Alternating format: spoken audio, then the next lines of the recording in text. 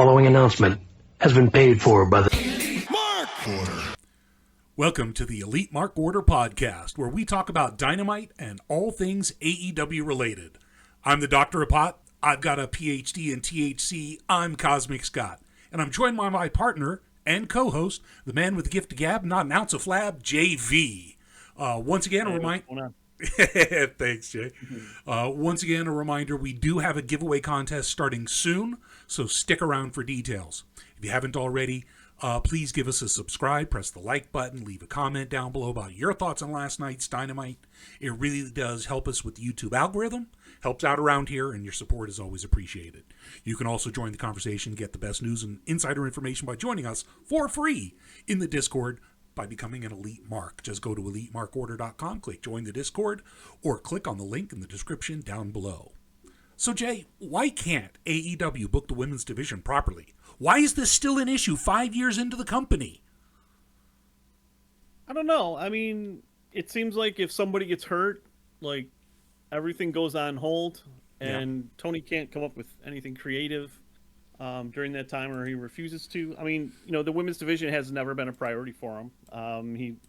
If you look at it like from an investment standpoint, you know, they have 100 people signed, you know, 100 men, 20 women. You know, you look at the investment that he's made into each of those divisions. I mean, he's spent many more dollars on the men's division than the women's division. It's just I understand that, you know, why that is, just based on, I mean, even if you look at attitude online, I mean, it's part of a larger issue. I mean, like, I've been at pay-per-views where the first women's match, you know, everyone walks out and people are chanting women's wrestling in the alleyway, or in the alleyways, or you know, everywhere. You know, half the audience clears out. I mean, you know, but I think part of that definitely is a booking issue, because WWE has shown that good women's wrestling draws well. Mm-hmm. U.S. audiences have embraced good women's wrestling. I mean, look at how the U.S. fan base, you know, at least of Japanese wrestling, has embraced Manami Toyota. I mean, she's a legend, and they've sold out or buildings. I mean, granted, smaller buildings here, but to see her when she has come to the U.S. But it's like there is a place for it, and it's almost like, you know, because Jim Cornette complains about the Joshi wrestling, your Rihos, your Sakuras, Emi Sakura, and the Magic Girl, like Yuka Sakazaki. About that, and Sakazaki Yuka. They complain about that, and it's almost like Tony's afraid to put him on TV now because he doesn't want Jim to be mad. Well, so I don't know. Here's first of all, he's invested in some big name women. Saraya, she's turned out to be garbage. She didn't put in the work in the years she was off, the way Bryan Danielson and apparently CM Punk at least put some work in.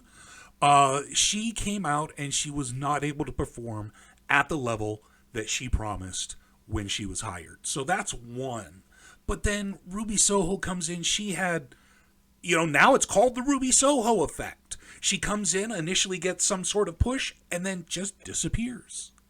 And there are things like, you know, Shida. She's one of the first women's champions. She's always got a great response. People do love her character. Unlike a lot of the Japanese women, she does speak English. Maybe not perfect. Who cares? She's fighting through an accent, but it's good enough. I thought she gave a wonderful promo for her match coming up against Nyla on where? Rampage. I mean, okay, I'm happy that they get a match on Rampage. I'm happy they get a match on Collision. And I'm happy that they get a match on Dynamite. But for God's sake, is there a reason why you can't have more? Now, I think part of it is maybe the quality. Some of the women are not performing. You look at that Taya Valkyrie Britt Baker match, and that thing was a clunker. That thing was difficult to watch. My wife caught a couple of spots, and she's like, ooh. So you know it didn't go well. Is that the entire reason, though? Is it because the women just aren't a draw? Do the numbers show in the quarter hour when their matches are on that the numbers drop? Is that the reason he's not showcasing them as much? Because, you know what? I thought Thunder Rosa and Britt Baker made that division with their lights out match. Was that or was that not an amazing match, right? Yeah, it was great. And I think a lot of his his wrestlers have the ability to do that. Like, I mean, here you have the Outcasts against the AEW originals. Why couldn't we have had a couple good gimmick matches with them? I mean, the six of them could definitely put on a good show. You know, list some restrictions, have them use tables, have them use chairs. What did happen to that entire fucking story? Yeah. The Outcasts versus the Originals, great. It was working. Okay, you had Willow, you had Sheeta, you had Britt Baker, you even had Jamie Hayter till she got hurt. By the way, where's Toni Storm? Isn't she the champion? If she's hurt, that's one thing, but I haven't heard anything about that. If she's hurt, I mean, storyline that. Give Sure. a reason. Like someone hurts her. Right. Who hurt her? And I mean, she's the goddamn champion. Now you have guaranteed heat for the match when she comes back. At least something. At least some fucking story. Give me a reason to care. Out of sight, out of mind. Yeah. And, I don't know. Give me a reason to care. Give me a backstory. Give me character. Give me something. Really, most of these wrestlers, these women wrestlers, the Joshi especially, because a lot of them don't have the ability to cut a promo in English, let alone opportunity. They just don't have the ability, so they have to try to get their characters across in wrestling, which they can do. Emi Sakura is a great example. Her queen gimmick. She is the queen of the ring. They do know. Yuki Sakazaka, by the way, has the most fun name ever. The magical girl gimmick, she's great. You look at Riho, they have some character, but not a ton, not like the men. You look at people like Sheeta who can cut a promo. You look at fucking Nyla Rose. Nyla Rose is probably one of their best women's wrestlers. And they don't put her on weekly? Sure, she's a big jobber right now, but she's also the second women's champion. She's also a very big name. She wasn't even on Washington, D.C. in her hometown. That's a problem somewhere, and I don't know if it's just Tony not caring enough. Or as you said, maybe it's systemic. Maybe there's more. Maybe there's more to it because people aren't watching. But why aren't they watching? Was it Mercedes Moné didn't show up, so I don't want to watch it. Mercedes didn't show. She got hurt. I mean, what the fuck? People get hurt. Yes, Tony has difficulty kind of switching gears, it would seem. Statlander and Jade was a big one. But now where's Statlander? Why isn't she having matches? She was on TV standing with Orange Cassidy, but no match. I mean, why can't we just have more women on TV? On Dark and Elevation, I saw quite a few who were not terrible. And I saw a lot of matches that were actually really, really good. But for some reason, those don't end up on television. Even Toni Storm versus somebody like Billy Starks, which was a fantastic match, they did put on television because that's how good it was. Where's that? Where's Toni Storm doing just her heel open challenge shtick? You know what? I'm going to beat everybody, and just bringing out these young girls who are just starting, 18, 19, 20-year-old, and just getting them on TV, humiliating them, basically, in the ring, but having just a heel squash match. Sure, it doesn't work perfectly for people like Jade, etc., but Toni has the ability to cut a goddamn promo. And therefore, each of her individual matches could have story. I'm just so frustrated with what they're doing, and that's why they had that big sign, book the women's wrestling better. Why do you think they had the camera stop on that specific sign? There's no way that's a production error. There's no way. Well, given AEW's quality of production, I mean, you can't put it past them. So you honestly think that was just an error that they happened to put that sign front and center immediately after Britt's match? Yeah, I mean, they can't even catch Jay White's finishing move, the Blade Runner. I mean, they just miss stuff. So, okay, the cameraman isn't necessarily, or the production guy can't necessarily read all the signs before he cuts over to the camera. So I don't think it was intentional. I think it was unintentional.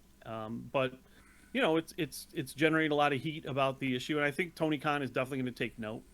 I hope so. Things have really, there has been a lot of complaining since that episode was on, and that sign really tells a story. So it's like one of those signs that makes a difference. Sign that has some impact. So it's kind of the new give divas a chance movement. And it's sad that WWE is more progressive in that way versus AEW, that's technically a more progressive company just on a whole because they're brand new.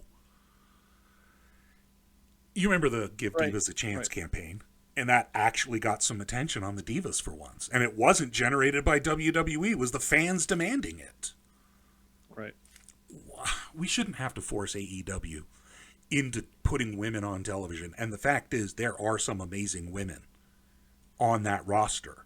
Now, Britt Baker is still technically green, even though she is the face, even though Tony puts a huge amount of pressure on her to go out and perform every time. She isn't perfect. She's not going to be able to deliver every time, as this week's episode showed. It was a clunker of a match. And Taya Valkyrie is extraordinarily experienced, and Britt Baker's not terrible, but their match sucked. What was it about that match, do you think? Why did it come across so poorly? I'm not sure. I mean, you know, there's bigger questions about Britt's health. I don't know if that might have something to do with it. I mean, they showed on AEW All Access her getting shots in her back and her saying that she's not 100%. And Britt saying that, you know, she's not interested in the title right now because she's already had it and it's other people's time to have it, which, you know, I think, you know, lowers her as one of the top talents. You don't ever say you don't want the title.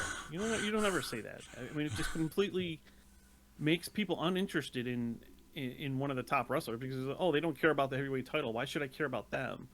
So I hate that they aired that. I mean, don't show your top talent, especially in a division that's already short on talent, as damaged goods. Okay. Even when Britt was champ, I thought the lead up to Britt winning that title was excellent, and then once she had the title, it was awful. Like, she wasn't on TV. There were weeks go by, nothing would happen. She would have one defense every 3 weeks. At one point, I think she was on television more when she was in the wheelchair. Right. With Reba, you know, pushing her around. And let's catalog. Britt started injured. She wasn't able to be the first champion. They had to put it on Riho because Britt got injured. So she has had a litany of injuries throughout her career. And, you know, she's had her nose broken a couple times now. Now her nose feels like it's weak visually.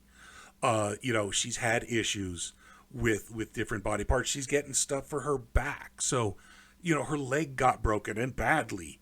This is a woman who's out there working her ass off, don't get me wrong. But is there a point where maybe her body's not built for this? Maybe she needs to reconsider the types of matches she's having. I don't know, but I do know there have been flashes where Tony has been booking really, really good. For a long time, Jade was really booked well. She looked strong. She started to improve in the ring, and then she stalled out. We think it's because of the Statlander thing. And Statlander eventually came back from her both double knee injury, but Lord knows she hasn't had a long litany of history of injuries, but hopefully she stays healthy. But there was that stall period, and now Jade's gone. They don't even talk about her anymore. So I don't know where they go from here. I know that it's important to have this conversation. Obviously, there's a huge push to say, look, the women who are really, really good, you should put on TV, and you've got some of them signed. Why can't we have more? I just want more. Is that too much to ask for? I know last week, or the week before, people were chanting for fire, and they wanted more fire and tacks and tables. I just want more women wrestling. Is that too much to ask? I think with Hayter getting hurt, it really threw Tony's plans off, and he's just not good at pivoting and putting something in there. But I mean, I don't see why it's difficult. I mean, you have a roster full of people who aren't on TV. You could throw something together that's at least fun. Yeah. You know, throw together a hardcore match with 4 of them or 6 of them and have a good six women hardcore match. Yeah, I fucking watched the shit out of that one. It would be great, and they've done stuff like that in the past. They've done it with Bunny. They've done it with Penelope. They've had a 4-man, yeah.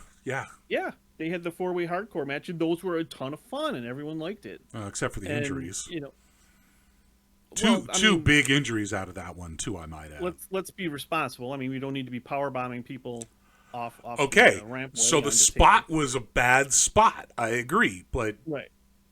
I'm just saying that the last time they did a really good, fun, hardcore match, people got hurt.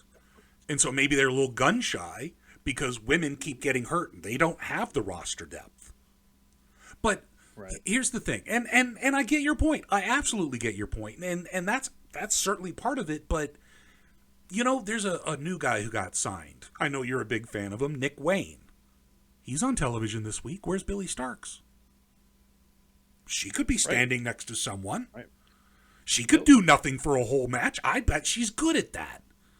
So good. Billy Starks was one of the first people announced for StarCast next month, so that's going to be exciting. Where's Willow? Where's Riho? Where's Sheeta? Where's any of the women to get any sort of screen time, let alone a brand new rookie like Nick Wayne, who basically got signed when he was 16 because Tony was so for him, but he signed Billy Starks the moment she turned 18. And she is a phenomenal talent. She did have 2 great matches with the champion Tony Storm. So where is she? I don't know. She could be on television. Put her on Rampage. Give me a reason to watch Rampage. Put her against Nyla. Put her against Sheeta. Those are 2 matches I'd be okay with. It just seems like this has been something we've talked about for a long time. It's again, like a 5-year company now, right? I mean, we're closing out on 5 years. When does the change start, Tony? When do we need to storm the bastion like they did for Daniel Bryan back with the Yes movement and they flooded the ring? Tell me that wasn't staged, by the way. There's no fucking way people charge the ring en masse like that. I just don't believe it. But it was a good spot. It gets me down knowing that they have such talent and that they're giving opportunity to young guys, Hook and Nick Wayne, and some of these phenomenal women talent, like Billy Starks, aren't getting similar opportunities. And yes, it is systemic. It is across our society. There's a big movie about it out there right now called Barbie. Have you seen Barbie, by the way? No, I won't see it in the theater. Okay, I agree. I won't see it in the theater. Yeah, I don't like to...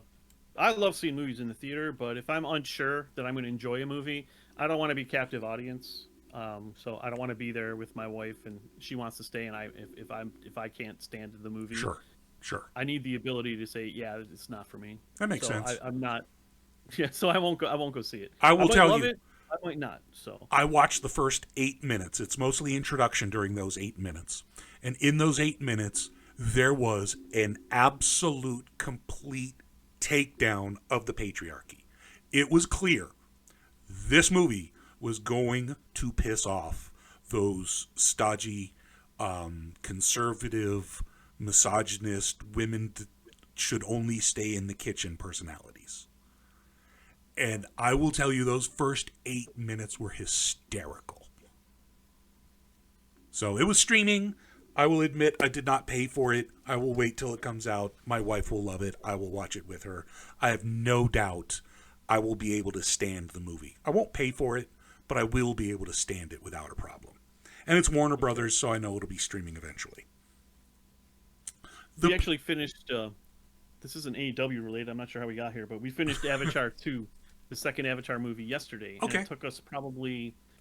I mean, the movie was like 3.5 hours long for some ungodly reason, but we had to break it into like 10 different sessions to through it. It's pretty bad, but at the same time, I'm like, I don't regret watching it because it's somewhat interesting. You know, I mean, just the animation is so incredible, but yeah, as a movie, I don't think it's very good. Like, I don't think I would ever watch it again. But I will see the next one, not in the theater. You've already determined that. Oh yeah, I'm not going to sit through a 4-hour movie in the theater. That's just... No. Unless I know it's going to... Like, if it's a Tarantino movie, yeah, hell yeah. I'd go see a 6-hour Tarantino movie, and I would love it, I'm sure. But if it's something I'm not 100% on, I'm not going to subject myself to forcing it. I hear you. The reason I brought up Barbie is because it absolutely ties into the current culture of trying to get a little bit of equity and equality for women out there. And it's absolutely representative of what's going on in AEW, where yes, women are getting some representation, but it's still falling flat. I'm not saying 50-50 because they don't have the roster for it, but you know what? It really could be more than one match in a 2-hour show. It could be more than 2 segments and one match for 5 hours of television. I mean, the women on Collision, they at least get a match. The women on Rampage at least get a match. Dynamite, they get a match. I mean, we're getting that much, but come on. Maybe it is ROI. Maybe it's return on investment. Maybe it's something else. But for God's sake, you got to at least start giving them some storyline, if nothing else. Even if you don't give them a goddamn match, have them interacting with each other, building a story so that your championship match matters. I mean, yeah, at one point it was going to be Jamie Hayter versus Mercedes Moné at All In. And that would have been amazing. But Mercedes Moné got hurt. Still could have been Jamie Hayter versus Toni Storm at All In fucking Wembley, in Wembley Stadium in fucking London. 2 of the best British women wrestlers going for the AEW championship. But unfortunately, Jamie Hayter is hurt. So is he keeping Toni off camera so she doesn't get hurt? So that he has her for All In? I mean, at least put her on camera and have Ruby wrestle. Don't have Saraya wrestle, please don't. But I just somewhere along the line, something's got to change. I don't know what it is, but it's got to be done because people are getting upset at AEW, and that sort of sentiment can burn a company badly. All right. I think I might be done venting about the women. Do you have any last comments about Britt's match? Anything? Because I'm really going to skip the match when we get to it in the breakdown. So the Road to Valhalla right before the commercial break. That's your spot of the week, right? Yeah, I don't think she actually hit the Road to Valhalla. She just fell on her ass. That was one of the worst botches. And then there was the Road to Valhalla that was supposed to go into like an arm drag. And then that went into the lockjaw, and it might have looked cool in someone's head somewhere, but what a terrible spot that was. That whole match was brutal. Yeah, it's one of the worst rated matches in AEW history. Last I checked, it was like a 2.2, which would put it. I think that puts it in the top 10, which is quite a statement because 4 years in, there's been a lot of matches. So yeah, nice job, guys. I feel bad though. Valkyrie posted on Twitter that there was just a ton of negative people calling her fat and old and disgusting, and that she should retire and that she should stop wrestling. I mean, I don't know. Look, I mean, nothing that we say on a podcast is none of the trolls are gonna care about what we say. But no. It's just unfortunate that people do that shit because it does hurt. To have someone rip it on you like that, and it's just there's so many different accounts doing it. It's like. Here's the thing. You could not like a person's work in the ring. You could hate a fucking match. I hated that match. That match was abysmal. That thing was drizzling shits bad. That thing should really be looked at in the history of bad matches. That one's going to be up there. But I think Britt Baker's a great wrestler overall, in general. I think Taya Valkyrie, I haven't seen a lot of her, comes in with a good reputation. And seems to have a lot of experience. I've seen a few of her matches. She's not terrible. Things happen. I'm not going to sit there and insult her looks. That doesn't make her a good wrestler. I'm not going to insult her weight. That doesn't make her a bad wrestler. It doesn't matter what... first of all, there have been some big women in the world that are fantastic fucking wrestlers. And Amazing Kong is the first on my list. But we could get into that in a whole nother section about the misogyny against women's bodies and looks somehow being relevant to their ability to perform in the ring. Maybe as entertainers, it could have a negative because attractive people are attractive, and that always is good. But the fact is, you could be ugly and get over. There's plenty of opportunity to get over even if you're ugly. But going after a person's looks, going after a person's body, and saying that's why they're a terrible wrestler and that's why they need to get out, that is way overboard. Obviously, you want to say, oh, she did this move terribly. Okay, that's valid. She did it terribly. She needs to go back and practice more. Yeah, maybe she does. Maybe they should work on the matches more. Maybe there is something they could do behind the scenes to improve the quality of the matches. That would be a valid complaint. But to just sit there and start hurling personal insults, how the fuck do you think anything's supposed to improve? Why would anybody respond positively? Why would they listen to a fucking thing you have to say? Oh, that shit online is the standard. And it's disgusting, and it's sad, and it ruins all of the communities. Have you tried any of the online Fight Forever trying to play Fight Forever online is garbage. They may have instituted a patch, but I don't think it's rolled out. Have you played any online? I played a few games online. I haven't had any of the issues. Okay, you're lucky. That I've seen, but like the people who are high up in ranked mode, you know, the formula is if you start losing, you roll out of the ring, and then you try and get your opponent counted out. You give your created wrestler Malachi Black spin kick, obviously there's all that cheese. Counted out. You hit the sweep kick, you drag the guy around on the outside of the ring, you let go of the drag on a 9 count, and you go in the ring, and the match is over. And it's like, and you can't get out of that. You can't get out of being dragged around. There's an easy fix for it. Just in a standard default online match, just don't let the guys go out of the ring, and 99% of the problems go away with that type of shit. So I mean, there's definitely a valid way to fix that. I don't know if getting rid of the ring outs is a way to do that, but I know that if they were to say automatically reverse and get up after a couple seconds of being dragged around, that'd be a quick fix. You can't do it forever. I saw one where the guy just kept rolling the guy over and over. Turned him on his face, turned him on his back, turned him on his face, turned him on his back. Right. And you can't get out of that. Yeah, I mean, another thing you could do is bury the guy's spirit meter if he runs out of the ring. Like, put him in danger and keep it there. Yeah. Like, if you go out of the ring, your spirit meter is going to stay in danger for, the next 2 minutes. Right, not being able to improve it. Yeah. Not being able to stand outside and taunt. And, okay, so you went out of the ring, you're danger. You're going to walk around for a while. If you go back in, you are still in danger. Absolutely. Should not affect your spirit meter by going outside. Should not get a positive effect. Not at all. But I was hoping, like, when Fight Forever came out, that there would be a tournament at StarCast or something like that, and I could enter and have a shot at winning it. However, based on the gameplay, I haven't really dug in to see what I could do online. I'm just not happy with the hitboxes. There's a lot. The crispness of the game is just not there like it was for the older games. There's some polish. There's some polish that needs to be finished, right? Yeah, I mean, for the first pass, it's expected, but we'll see. Maybe over time it's going to get better. I don't know. I've seen memes posted with Fight Forever video game like in a hospital bed on life support. Yep. And so are they going to abandon this like they did Elite GM or I don't know. I don't know where they're going to go with it. Here's the thing. I agree that patches could absolutely help.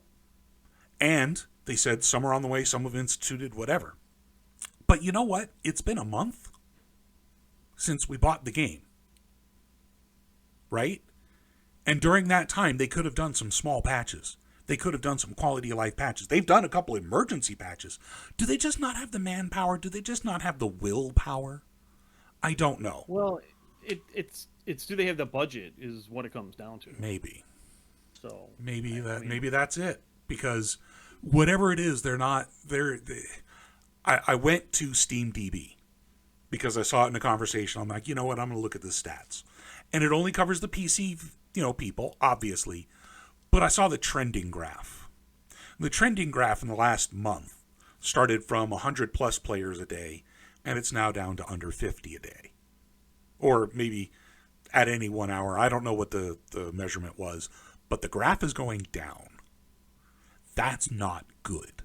Now, they think the big Stadium Stampede announcement is going to hold us over. When's that coming out? No roadmap.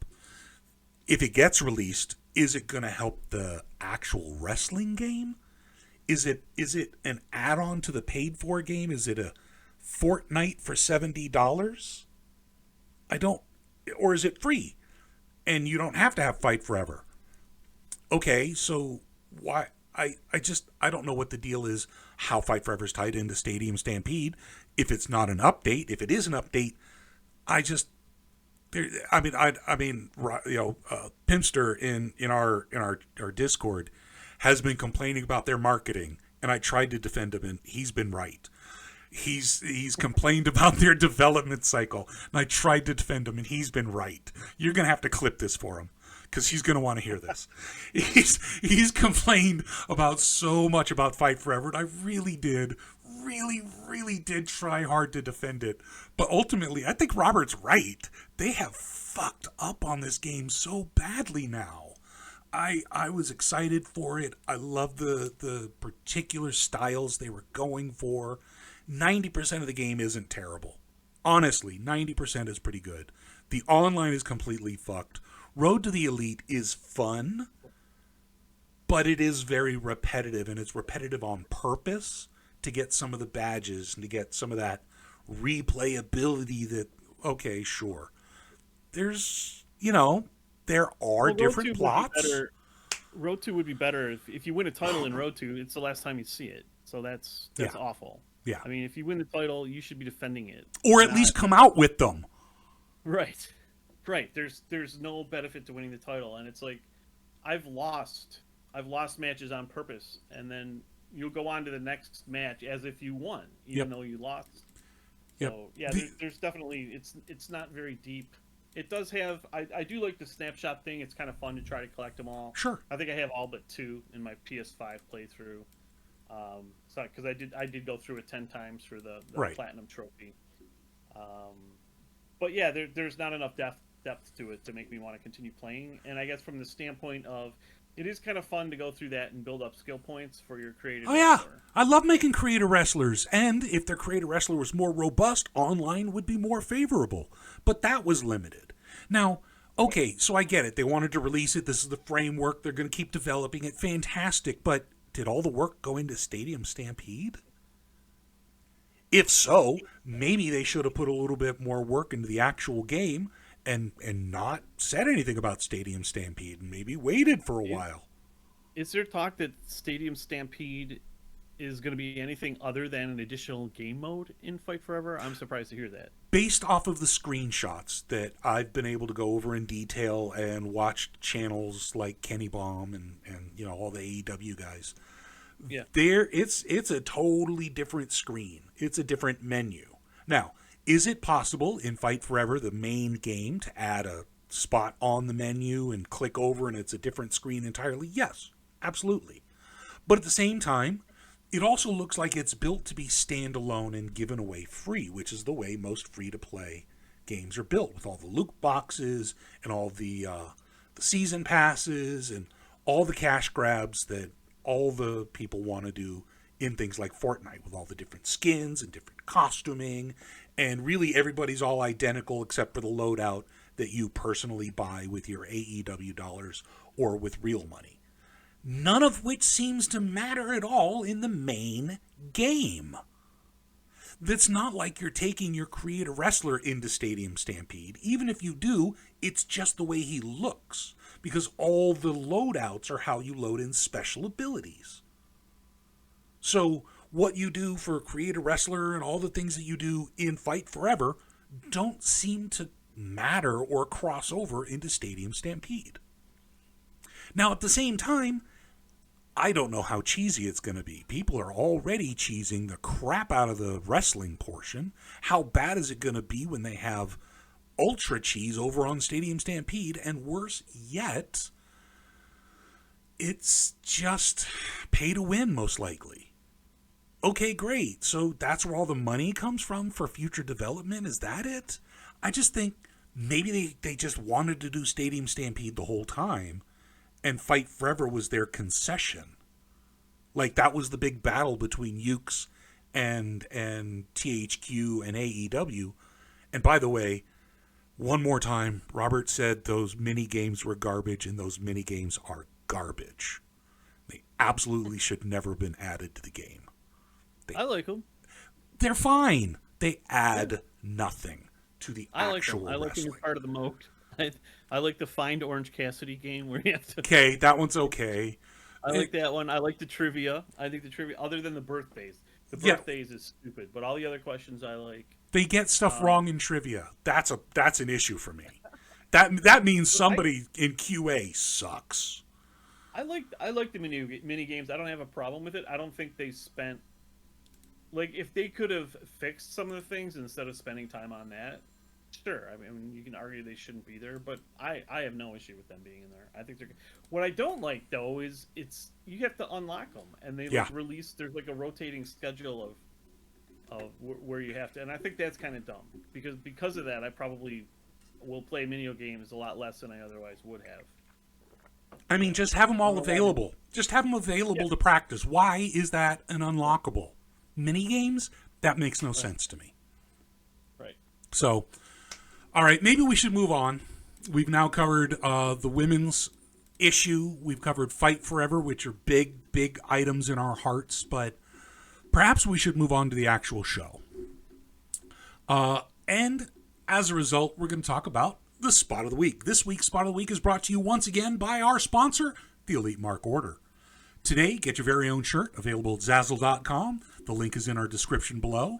This is the best way to support the channel, so order one today and wear it proudly at all upcoming events. It's Zazzle.com/store/Elite Mark Order. Again, the link is in the description below. Go ahead and click on it, buy a shirt, and save a cat. The Spot of the Week this week for me was in the Swerve versus Darby Allin match. And during the match itself, Swerve got himself up onto the corner turnbuckle along with Darby Allin, and he gets Darby on his shoulders, and he hits a Death Valley driver from the top turnbuckle to the hardest part of the ring, the apron on the outside, destroyed Darby's back, and didn't do Swerve Strickland any good either. Do you have a Spot of the Week for yourself, Jay? Yeah, it was the Taya versus Britt, that Road to Valhalla. Right before the commercial break, it was incredible. What do you think about that was so incredible? Was it the technical expertise? Was it the timing? Just the way after it happened, after Britt fell on the ground oh so lightly, and then how there was like kind of a delayed reaction, and then Taya fell. And then she just kind of sat there with her look on her face like, did that just happen? And then she just kind of got up and continued on. And then they went to the commercial break. Like, wow. Okay, yeah. So, yeah, that you know, I don't want to start like a botch of the week because we're supposed to be positive. Yes. We're supposed to differentiate ourselves by being positive as opposed to all the other negative twits online. This is not a corn dog station. There are no corn nuts here. I agree. Yeah, I agree that the Death Valley driver spot was the spot of the week. That was pretty crazy. It popped the crowd hard. Yeah, there was a bunch. It was the only match I really took notes on was this one. I would have liked to have taken notes on the first and the last match of the show as well, but I just didn't have time. Well, we'll talk about the match. Really crazy. Yeah, there was a bunch of really crazy stuff in here. So absolutely, we'll definitely talk about it. But the Spot of the Week goes to Swerve's Death Valley driver from the top rope onto the apron. Now, let's move on to the rest of the show, and let's talk about AR Fox versus Orange Cassidy, the opening match for the International Championship. They started off with a backstage video package that showed AR Fox and his interaction with Darby. Now, we know Darby asked OC for the match because Darby and OC are friends. AR Fox and Darby are friends. So why not? Orange Cassidy gave him a title shot. They did a video package. I thought, again, was very well done and kind of gave a little bit of almost stakes to the match itself. At the very beginning, they listed off all of the different injuries that were documented. His hand, his back, his knees, his neck. All the different people that have heard it. Garcia, Jeff Jarrett, all the different match is how it's accumulated to this point where he's got all these bandages, but he's still fighting. So I thought they were telling that story very well on just the initial introduction. Now, it was an amazing back and forth. AR Fox used his high-flying moves, tried to confuse the international champion, tried to get a couple pins early, but OC kept finding a way out. Now, I'm always impressed with the smooth move, all the different smooth ways that AR Fox moves in and out and between the rings. He countered OC in so many different ways. Now, one of the combos that I thought was great was he was in the corner, OC was charging in, he did a mule kick from the corner back. And then that kind of pushed OC away, and he jumped and did a corner stunner. Just those different combinations. He countered the tilt-a-whirl DDT that Orange Cassidy does into a twisting brainbuster. These are amazingly creative, fun, entertaining moves. Now, ultimately, it came down to OC finding a way, use the mousetrap, and got a pin, but AR even kicked out of the beach break. I thought it was a fantastic match. It was brilliant. Once again, Orange shows why the International Championship is legitimately one of the top-tier championships. What did you think of the match, Jay?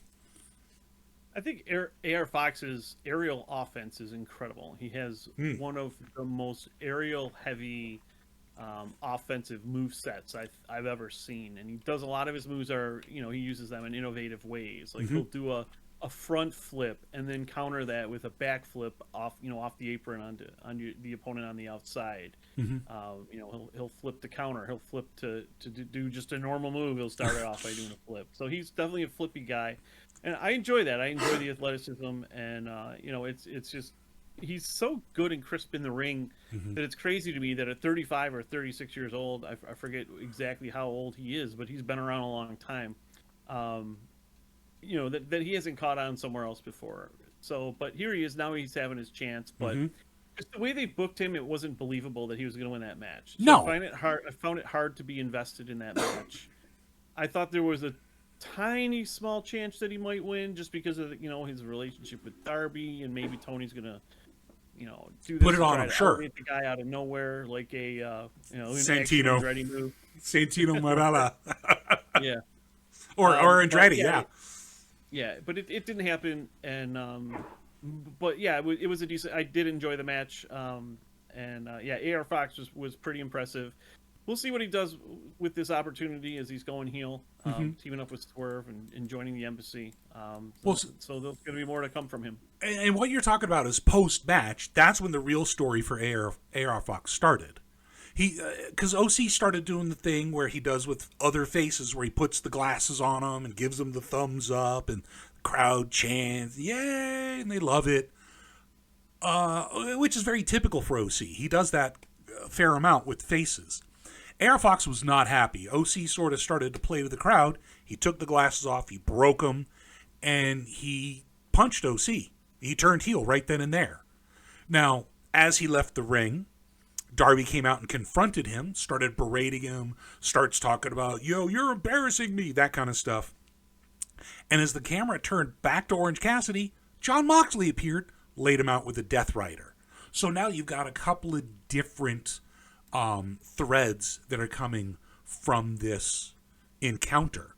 Now, the Moxley stuff, I believe, goes back to, I think might have been Rampage, it might have been something else, where it might have been ROH, where Trent and the Best Friends were up against the BCC and Orange Cassidy got involved. So this is payback from Mox, I'm assuming. But either way, that's when you see the Mogul Embassy. Actually, we'll talk about AR Fox joining the Mogul later. This was just him punching OC and starting his heel turn. I thought it was a great opening match, as always, from Orange Cassidy. I think AR Fox looked fantastic. He does matches like he did a clothesline through the ropes in the corner. So he goes through the ropes. He does a flying clothesline. He holds on to the top rope. He does a skin the cat, comes back into a drop kick, hitting Orange, who was in the corner. He does amazing stuff like that I've never seen before.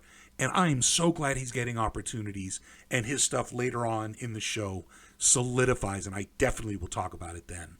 But after the match, like I said, the story was Mox beating up OC to end that segment. Any other last minute kind of notes on the OC match? No, I think I can move on from there. Excellent. They moved backstage where they interviewed Jericho and Callis. Callis, of course, saying he wants Jericho to team up with him, join the family, and he offers a team up with Takeshita.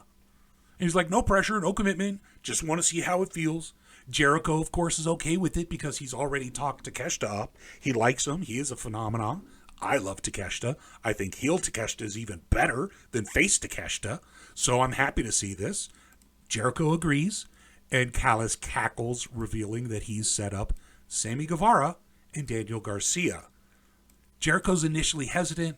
Callis then convinces him, saying, you want them to spread their wings. This is a perfect opportunity. That's true. Beating up your former partners is a good way for them to break off from you. Then Callis gave him some weird-ass oil painting that commemorated their friendship and their promo with their trainer, mentor from years ago. And it's really similar to the one that Callis gave Kenny from the first, I guess it was first year of AEW, or maybe second year. Yeah, so I have I love the oil painting with Bad News and Jericho and Callis. I love the old school Callis with all the hair. And I do have the beefcake shirt with Kenny and Callis from the other oil painting. So looking forward to that. Looking forward to see the JAS break up. I've had enough of it, and we'll see where Sammy and Garcia go from here. I think it's an interesting tag match, and are Sammy and Garcia gonna go face? We'll see what happens. And is this is certainly gonna set up something for All In. So, do you think Jericho Takeshita is gonna be Sammy Guevara for All In, or do you think maybe it'll be All Out? I don't know. I'm thinking Takeshita might fight Kenny at All In. I'm thinking Jericho Ospreay seems to be the rumor right now. Yeah. Okay. Because Ospreay is distancing himself from Callis. He's going to turn down the offer, and then end up fighting Jericho. It makes sense for Ospreay to fight Jericho on his home turf. Yeah. In front of 80,000 people. So that'll be a treat for Ospreay and the fans of the UK, with Ospreay getting a huge win there. And Jericho has no issue laying down, and he will give him an amazing match. So I see why they're doing it. I don't think Jericho can do a 20-minute Will Ospreay match and deliver. So I think it's going to need to be a gimmick match, like a hardcore, no rules, like a lights out or something like that. That's what he did with Kenny, back in 2017. Their match wasn't straight up Kenny. Kenny's having these 40-minute epics against Okada.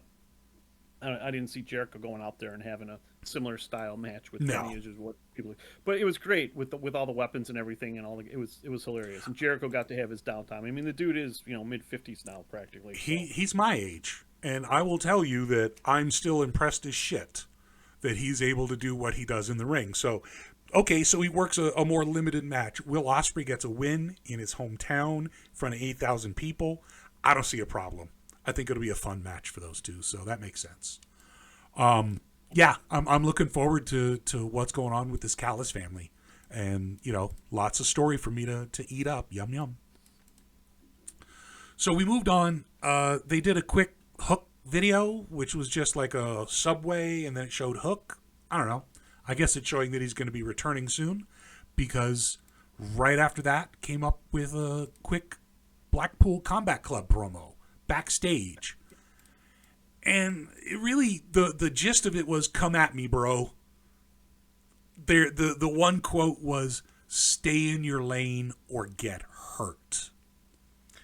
I guess they're claiming the top of the card. Can't blame them. To me, they really are.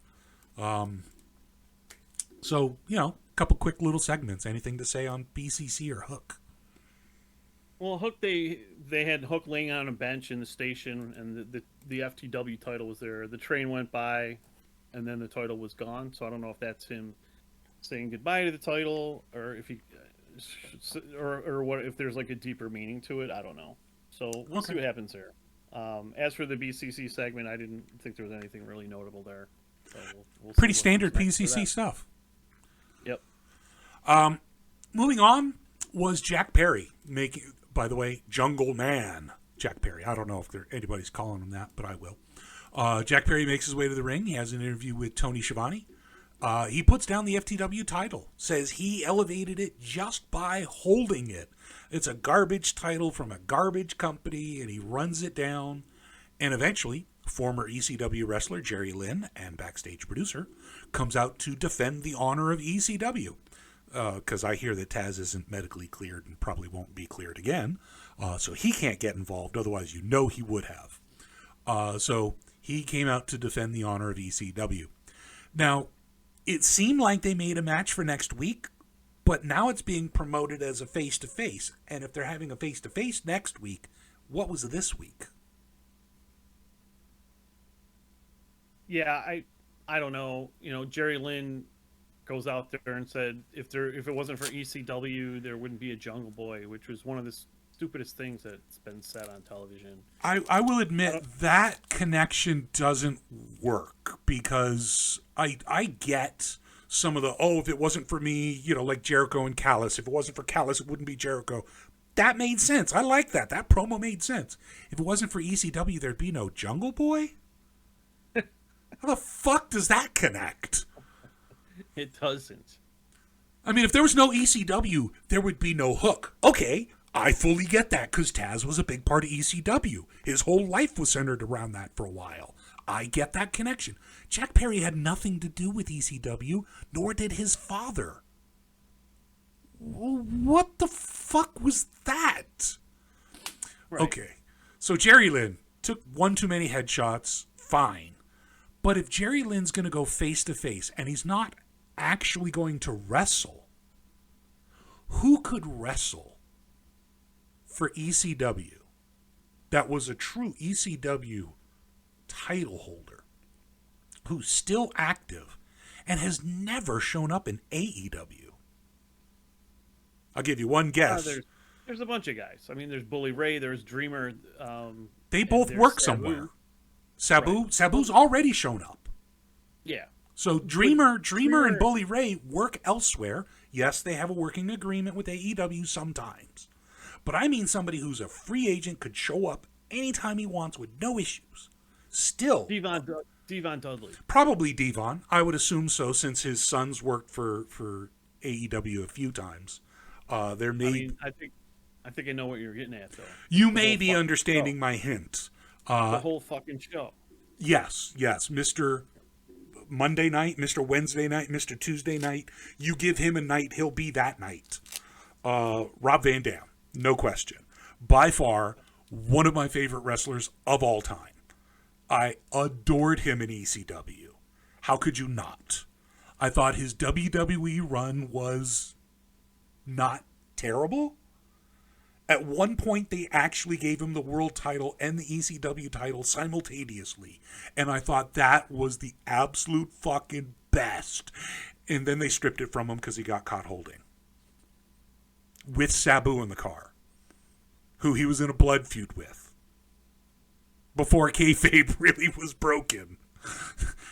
Yeah, Vince wasn't happy with that particular situation. And he never got to keep the title for long.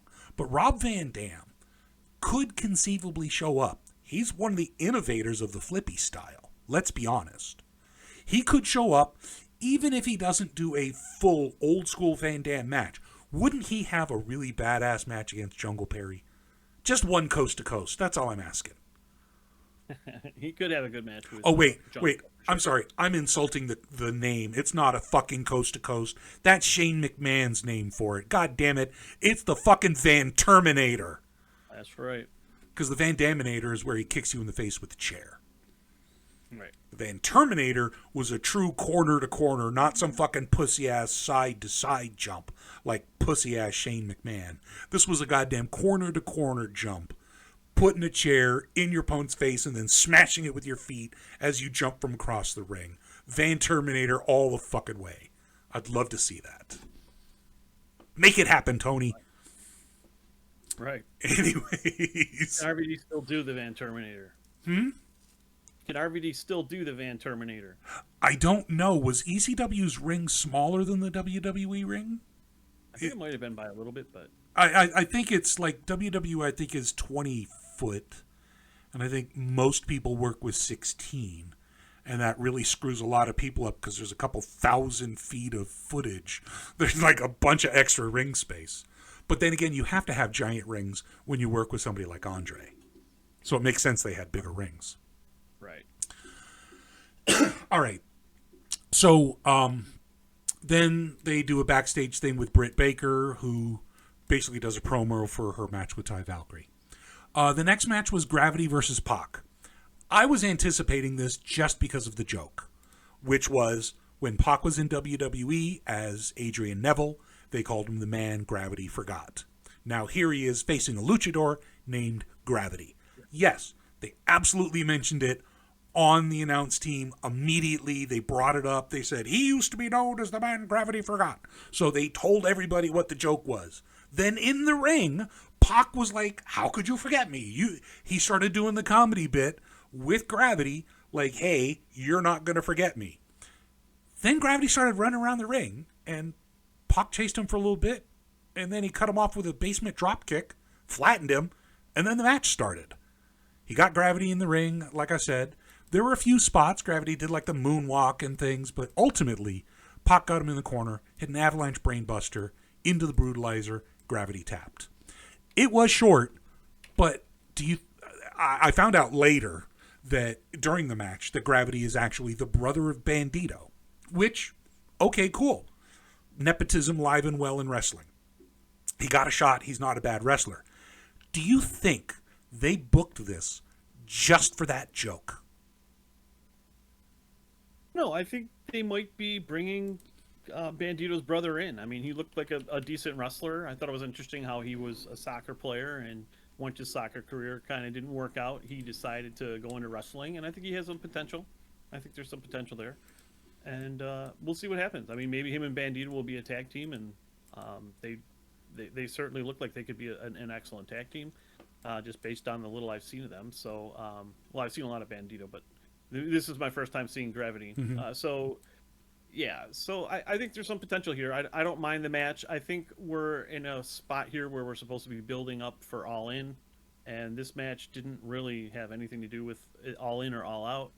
So we're running out of time here to book the pay-per-view. So I'm not sure what that segment accomplished.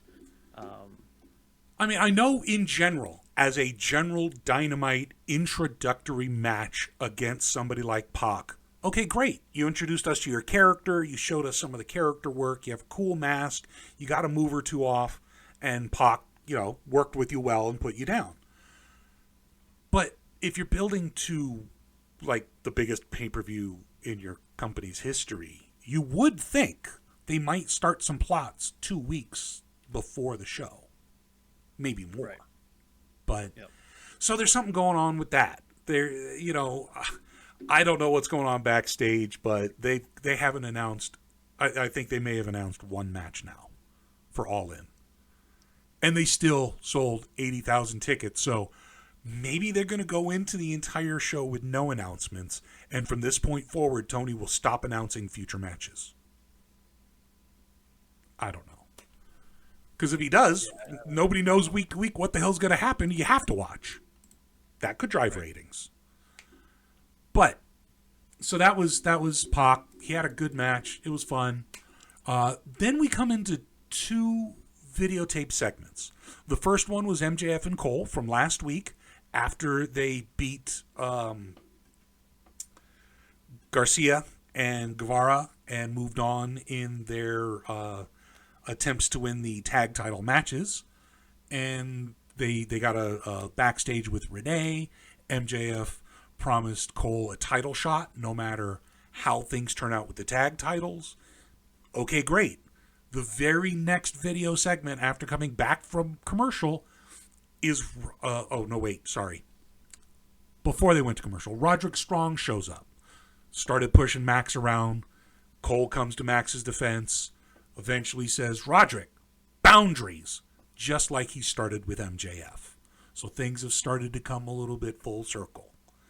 Then they go to commercial, they come back, and it's FTR cutting a promo from last week with Renee about about MJF and Cole. Got notes on the 2 back-to-back segments with the top tag team plot that we have going on. I enjoyed the MJF. I enjoyed the MJF Cole segment. I thought MJF had some great lines calling Dax Yosemite Sam. Making fun of Cash's mullet. He doesn't have much of a mullet, but I guess you could call it a mini mullet. More of a mullet than what MJF has. That's for sure. But it was interesting. MJF was pretty fired up. He just delivered an outstanding promo, kind of forgetting that Cole was there. And then they went into the whole, MJF talking about how he was going to give Cole a title shot, and of course the default creator wrestler Roddy Strong came running out, which I thought was a great line. And he's still wearing the neck brace. It's been a month. He's still wearing. Hey, man. Is he the new Joel Gertner? He's selling. Fuck Joel Gertner. He's selling that Emerald Frozen on the chair that Joe gave him, which is awesome. That move should be very, very protected. Okay. As it was used by the GOAT, Mitsuharu Misawa. So, I do like to see it, and it'll be interesting to see where this goes. And I'm starting to think now, maybe, what if Roddy is going to turn on Cole and go with MJF? You know what? Let's see what happens there. What if this is all a swerve and Roderick flattens FTR and they win the tag titles? I don't fucking know what they're going to do. I do know I'm tuned in as fuck for these guys because they're entertaining as hell.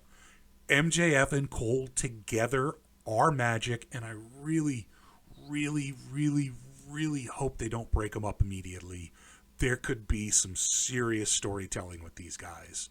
They don't necessarily have to win the tag titles, but if they don't win the tag titles, then they're definitely breaking up, because then they're going to fight over the world title. I want to see the fight over the world title, but I'd like to see it wait a while. Maybe as tag champs, Max has to face someone and Adam Cole's in his corner and helps him cheat. I don't know, but I know I want to see whatever happens. Next, we move into Swerve versus Darby Allin. Now, we have talked about the spot of the week. It was in this match. It was a brilliant match. Their chemistry is off the fucking charts. Now, Swerve came out with Prince Nana, as always. Darby came out with his new protege, Nick Wayne, another hot rookie on AEW television week after week. Where's Sky Blue again? She was a pretty hot rookie for the women. Yeah. Yep. I haven't seen much of her the last couple of weeks. Yep. Disappeared. So the match was great. Of course, there was the Death Valley driver from the top rope onto the apron, totally popped the crowd. But there was also a number of other moves. There was Darby's amazing flying spear. Once again, he just throws himself into people. Swerve does this thing where he goes over the top rope into a handstand, flips from the apron down to the ground, and is on his feet immediately. And he did it in this match, and I love that move. And nobody else does it. I don't know when he came up with it, but goddamn does it look good. He did this one where they had the steps outside the ring, and Darby set it up, and he turned around, and Swerve came at him, went up the steps, did a flying, his little backwards kick to the head, whatever he calls that. Just this flying kick to his head, I thought looked amazing. Not quite spot of the night, but just phenomenal. These two work together so incredibly well. Now, the end came when he did the Death Valley driver onto Darby. Darby was hurt, kind of staggering around the side of the ring. Swerve gets back inside, waiting for the count. As he gets close, a hooded figure, as he gets close to the count, hooded figure comes out of the crowd, or off camera, throws Darby into the post. His momentum carries him off to the left, and then he runs back to the right just to get into the ring and get nailed with Swerve's JBL driver for the loss. And then it's revealed that it was AR Fox who joins the Mogul Embassy. I am super excited about this. What'd you think about the match and the ending? I thought the match was phenomenal. It was short. I would like to see Darby and Swerve have more time. Hopefully, we get a rematch where they can go 25 minutes, half an hour. Maybe at a pay-per-view.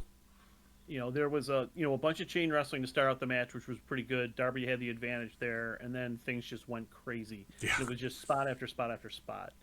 Darby's code red on the floor, and just everything leading up to that was insane. Yeah. Like you mentioned, the kick on the steps was devastating. One of the moves I thought was crazy, I've never seen before, was Swerve did this leaping flatliner or leaping divorce court right into the arm breakers that he used on Nick Wayne last week, which was good because it told the story of what happened last week. They showed Nick Wayne when he was going for that move. Darby, luckily for Darby, he got out of that. But it was just a great setup for it too. Just so innovative and so brilliant. Swerve is outstanding. The spear to the side, to the outside, I thought Darby might have broke his neck. The referee went like running out, Knox like flew out of the ring, and I swear to God, he was dead.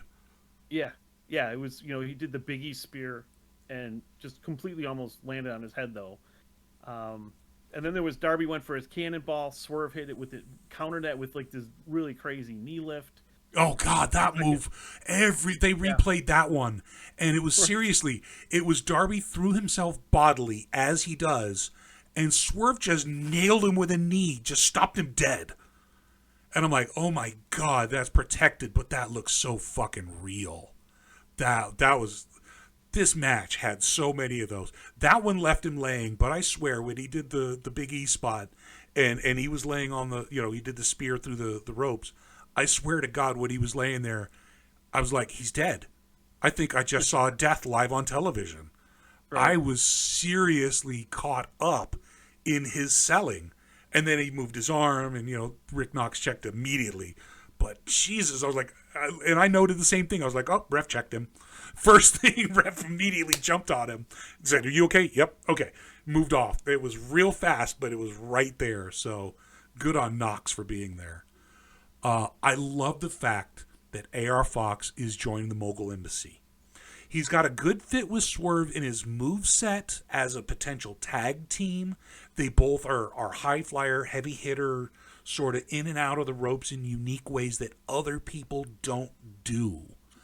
I think there's a great potential of having those two against Darby and Nick in the future, which, as pointed out by a few people, this is basically a Defy Wrestling mini organization within AEW. Because they're all Defy wrestlers talking about all of their history together. And I think that's great. That's taking an indie story, as always, elevating everybody to the big stage and retelling it, sort of like what WWE did with the Summer of Punk. I think that's really intelligent. I love having this little slice of Defy. I've never watched it, but I do know that these guys all came from it. I'm enjoying it. So I think that a feud with Darby Allin and Nick Wayne against the Moguls could do Nick and the Moguls a lot of good. I love AR Fox. I've seen him since he debuted on Dark Elevation and Dark, and he was always catching my eye. He always did these amazing moves, and he's fluid. He's really fun. He was great with the Martin brothers. I thought that was a great trio, but obviously Dante got hurt, so they found something else for AR to do. And now his brother is tag teaming with like Matt Sydal or something on ROH. Either way, AR found somewhere to go, and I think the Mobile Embassy is a great fit. I'm very interested to see where this is going to go. All right, so we move off into the next area, which is Jericho backstage in front of the Don Callis painting.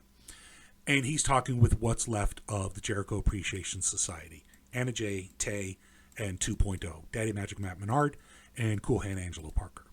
And they all have their say in their opinion of what's going on. Angelo Parker's like, you gave me this comb, and I treasure it, and I don't know if you do anymore. And Anna Jay basically summed it up. We've spent all this time appreciating you, and until you can do the same for us, we can't give you 100%. And they all walk out. And, of course, it ends with Daddy Magic going, figure it out, quick. So, of course, we know the way Jericho's going to figure it. He'll join Don Callis. But that seems to be the decision for Jericho to join Callis all that much easier. Any thoughts on JAS breaking up? Nope, looks like it's going to happen, and we've been dragging this on for a month, so let's do it. It is about time.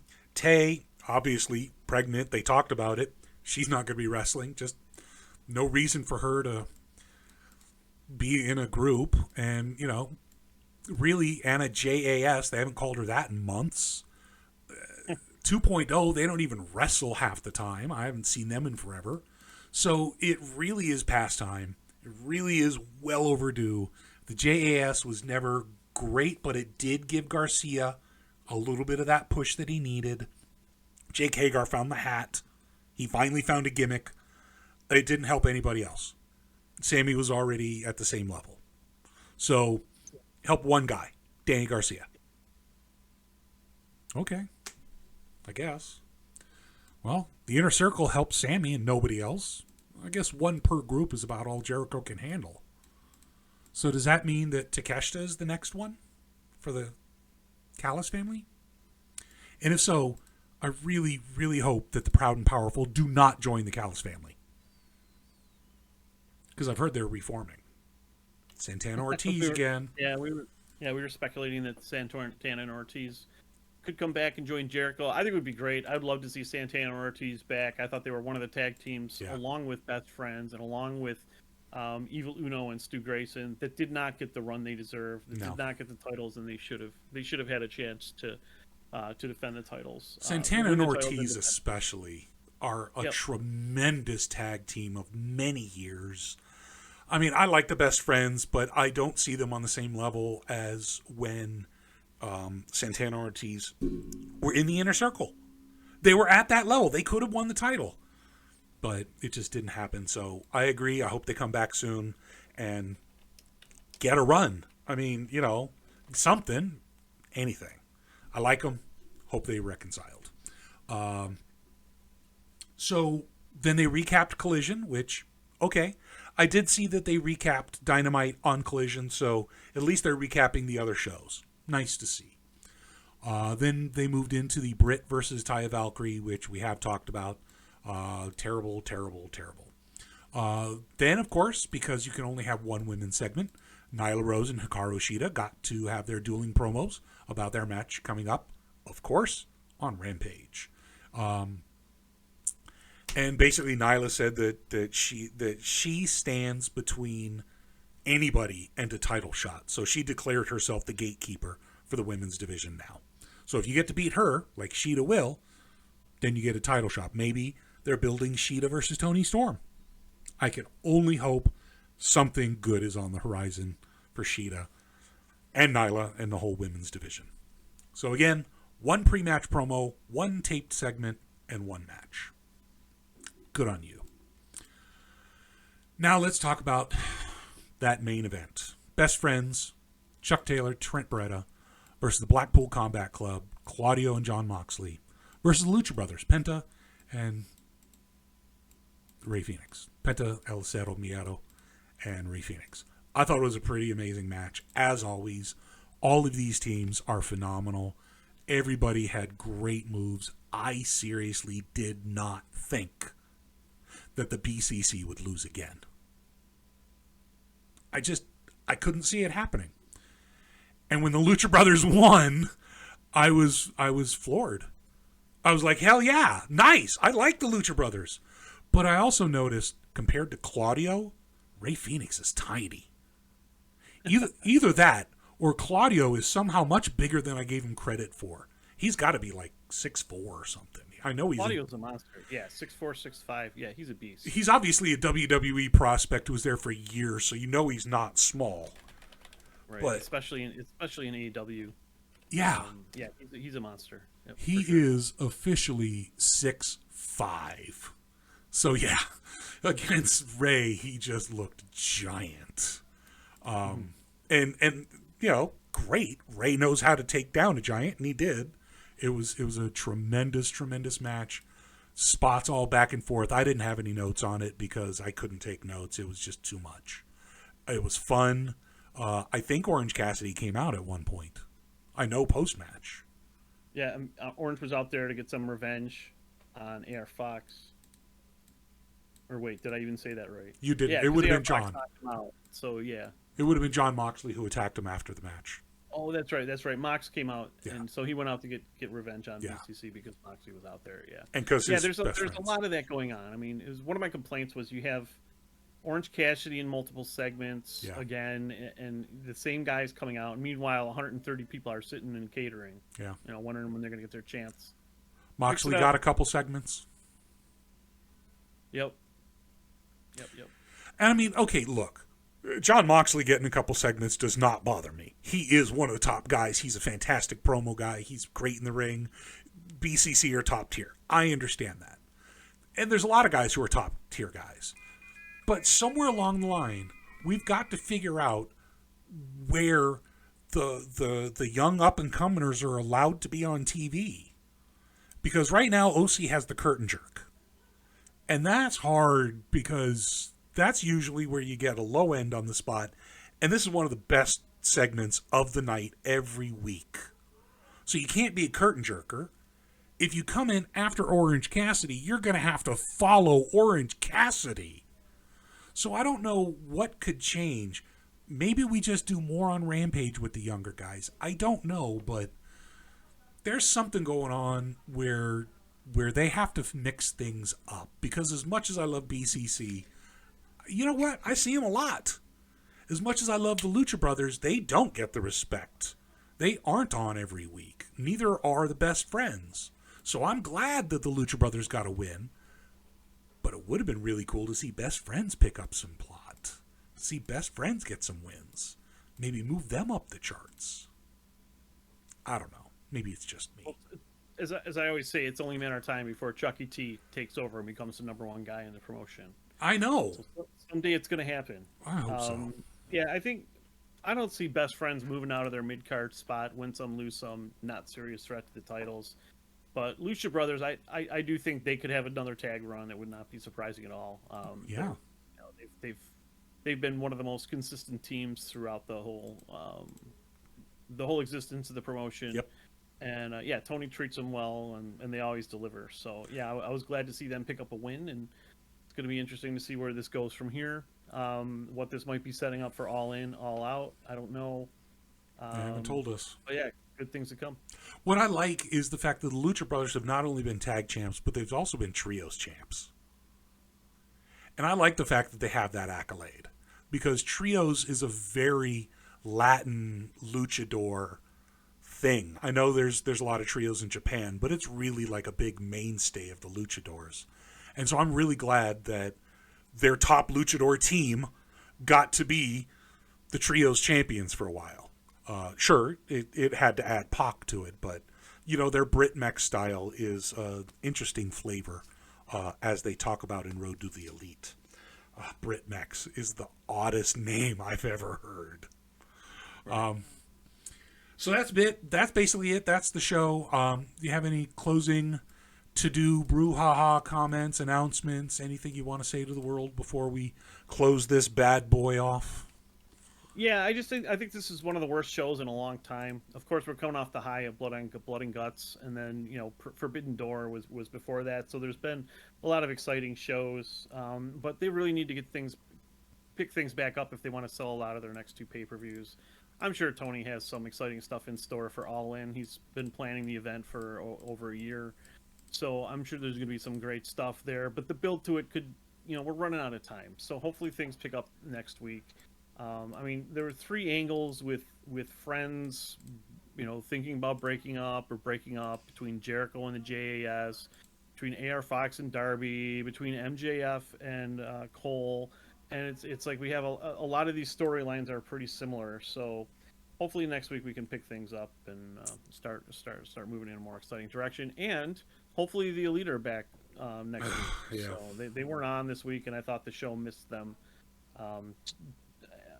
So hopefully next week they're back. I agree. Maybe this was just the bathroom break of Dynamites. And now we're going to get some of the main event stuff before the pay-per-view. I don't know. Let's see some stuff. Let's build this up, Tony. You've got a bunch of fans who are waiting for the magic that we know you can do. let's see it happen. I want to thank everybody who's still listening. I want to thank all of the elite marks who are in the audience. Sentinel, that means you. Everybody else, if you want to send in questions, join us in the Discord, elitemarkorder.com. Click join the Discord. Ask any question you want. We'll answer it on these podcasts. In the meantime, I do want to thank everybody still listening. And if you haven't already, subscribe, like, share, do all that fun stuff, and tell us what you thought. JJ for life.